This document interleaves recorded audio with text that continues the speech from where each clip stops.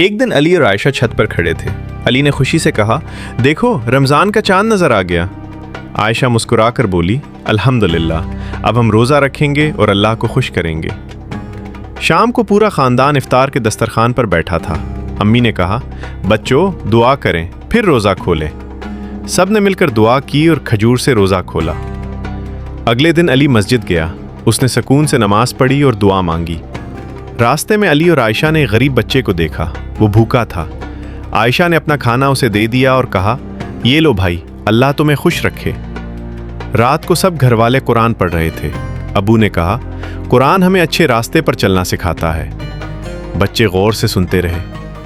अली ने कहा, रमज़ान हमें सब्र, मोहब्बत और नेकी सिखाता है।